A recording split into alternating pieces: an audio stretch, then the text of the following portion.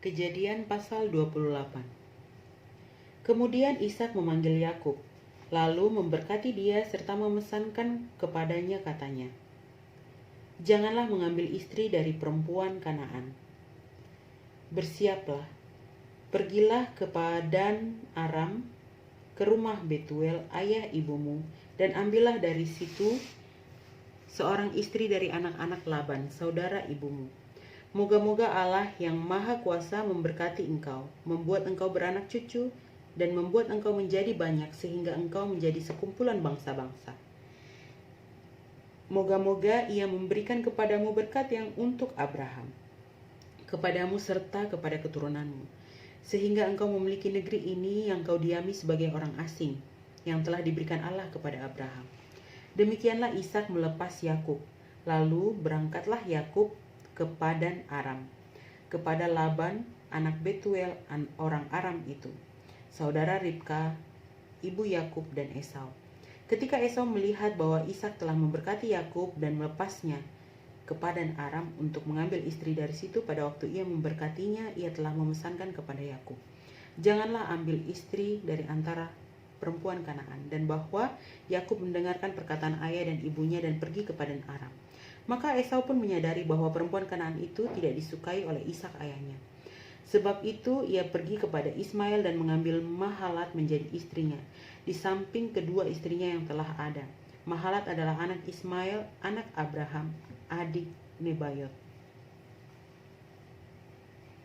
Mimpi Yakub di Betel. Maka Yakub berangkat dari Bersheba dan pergi ke Haran. Ia sampai di suatu tempat dan bermalam di situ karena matahari telah terbenam. Ia mengambil sebuah batu yang terletak di tempat itu dan dipakainya sebagai alas kepala, lalu membaringkan dirinya di tempat itu. Maka bermimpilah ia, di bumi ada didirikan sebuah tangga yang ujungnya sampai di langit, dan tampaklah malaikat-malaikat Allah turun naik di tangga itu. Berdirilah Tuhan di sampingnya dan berfirman, "Akulah Tuhan Allah Abraham nenekmu dan Allah Ishak. Tanah tempat engkau berbaring ini akan kuberikan kepadamu dan kepada keturunanmu. Keturunanmu akan menjadi seperti debu tanah banyaknya, dan engkau akan mengembang ke sebelah timur, barat, utara, dan selatan. Dan olehmu serta keturunanmu semua kaum di muka bumi ini akan mendapat berkat. Sesungguhnya aku menyertai engkau dan aku akan melindungi engkau kemanapun engkau pergi. Dan aku akan membawa engkau kembali ke negeri ini. Sebab aku tidak akan meninggalkan engkau, melainkan tetap melakukan apa yang kujanjikan kepadamu." Ketika Yakub bangun dari tidurnya, berkatalah ia, "Sesungguhnya Tuhan ada di tempat ini dan aku tidak mengetahuinya." Ia takut dan berkata, "Alangkah dahsyatnya tempat ini. Ini tidak lain dari rumah Allah. Ini pintu gerbang sorga." Keesokan harinya pagi-pagi Yakub mengambil batu yang dipakainya sebagai alas kepala dan mendirikan di situ menjadi tugu dan menuang minyak ke atasnya. Ia menamai tempat itu Betel. Dahulu nama kota itu Luz.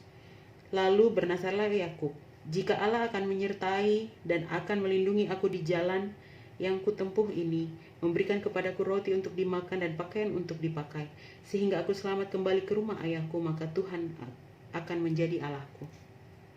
Dan batu yang kudirikan sebagai tugu ini akan menjadi rumah Allah. Dari segala sesuatu yang engkau berikan kepadaku akan selalu kupersembahkan 1/10 kepadamu."